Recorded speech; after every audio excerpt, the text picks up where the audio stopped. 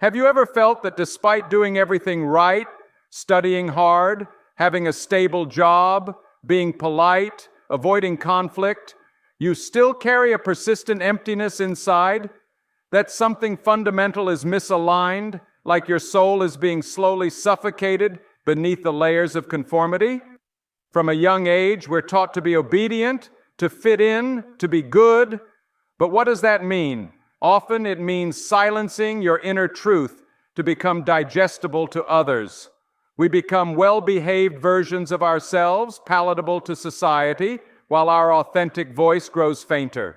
We learn to smile when we're uncomfortable, agree when we're uncertain, laugh on cue, and suppress every emotion that doesn't align with the collective. This is how we survive. But in doing so, we begin to die quietly, not physically, but spiritually. The tragedy of modern life is not that people are bad, it's that they are lost in roles they didn't choose. We live in a society that praises safety and shames rebellion. It worships approval and punishes authenticity.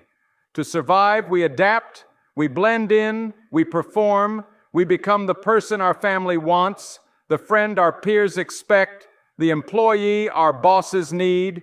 Slowly, we trade fragments of our truth for the illusion of belonging. But what is belonging if it requires betrayal of the self?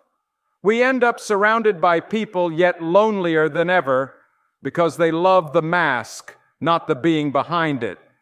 Many people live their entire lives never having met themselves. They die as strangers to their own soul. Real freedom begins when you're willing to be disliked, misunderstood, even abandoned for the sake of your truth. That's not rebellion, it's liberation.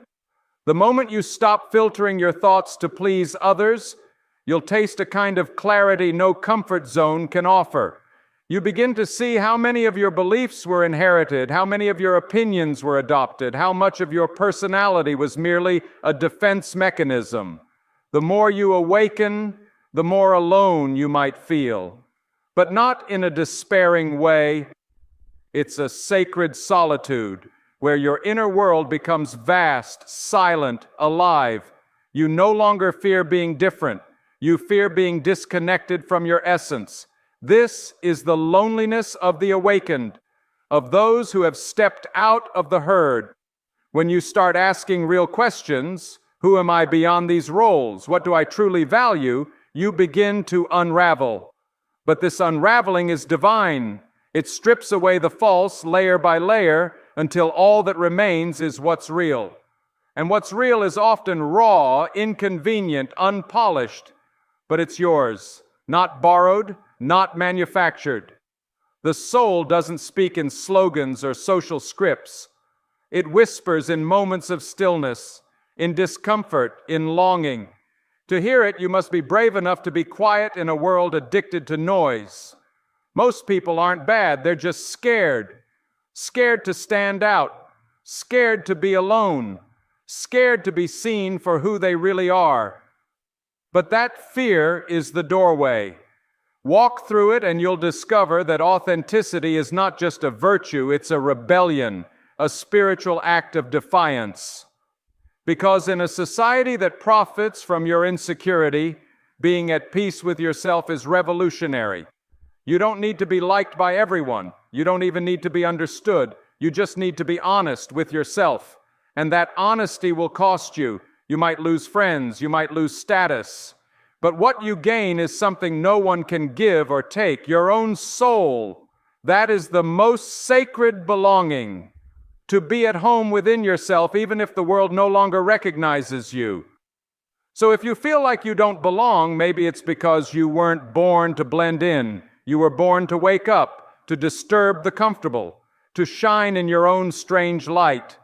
The path of the authentic is not easy, but it is free.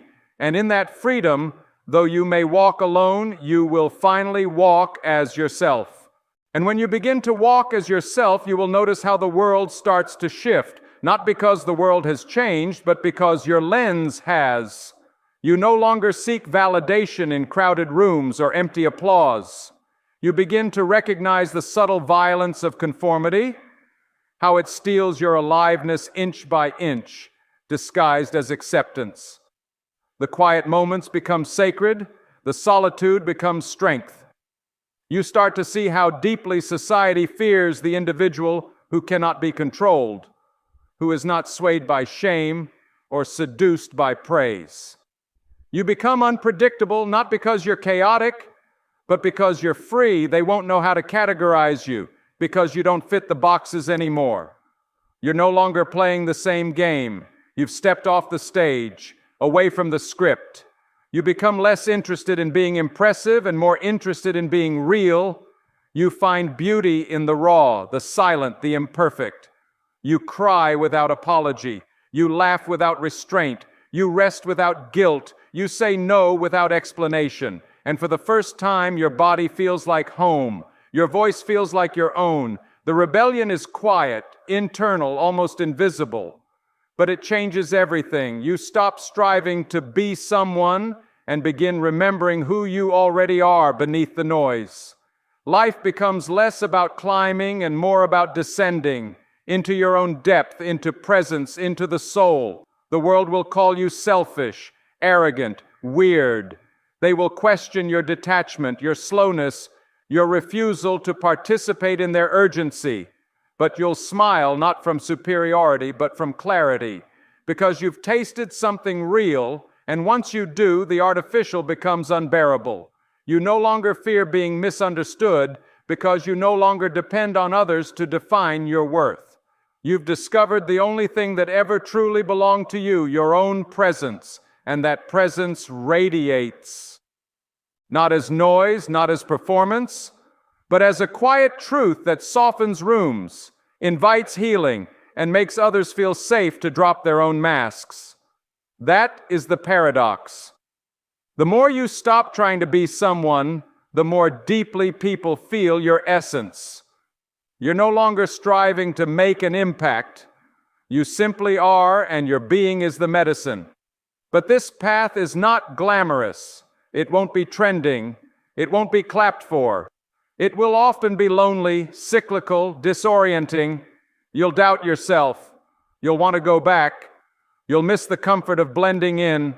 But the soul does not forget once it's tasted truth. You may try to sleep again, but you won't fit in the dream. The illusion will itch. The small talk will sting. The superficial will exhaust you. That's how you'll know you're waking up, slowly, painfully, beautifully. This awakening is not a destination. It's a continual dying of what is false. It's choosing truth again and again, even when it costs you everything you once clung to. It's the unraveling of the conditioned self and the resurrection of something ancient, something wild, something unbreakable. Not the ego, not the role, but the soul. And once the soul leads, life stops being a competition. It becomes a communion with yourself, with others, with the world, not through performance, but presence, not through ambition, but alignment. You become less about becoming and more about being. And that being becomes a quiet revolution against fear, against shame, against the invisible systems that keep us small. You are no longer here to be accepted. You are here to be whole. And being whole is not about being perfect. It is about being undivided. It is about no longer betraying yourself for belonging, no longer slicing off pieces of your truth to be palatable, no longer dimming your fire to make others comfortable. Wholeness is fierce. It is tender. It is messy. It is honest. And it demands everything false to fall away. You will lose friends. You will disappoint family. You will become too much for some and not enough for others. But you will belong to yourself. And that is the most sacred belonging there is. You will stand in front of the mirror, not to criticize or to fix, but to remember, to look yourself in the eyes and say, there you are, I missed you. This is the revolution the world needs, not louder arguments or shinier ideals, but more people who are rooted in their own essence, who are not reacting but responding, who are not chasing but creating, who are not preaching but embodying, people who can sit with discomfort, who can walk with grief, who can speak from love, not performance, who can hold paradox, who can live slow in a fast world, who can see beauty where others only see brokenness. That is what you become when you stop abandoning your own soul, a sanctuary. And from that place, you don't need to change the world. Your presence does. Not by force, not by noise, but by being a mirror, a lighthouse, a reminder. That truth is still alive. That stillness is still possible. That freedom is not found in running, but in remembering.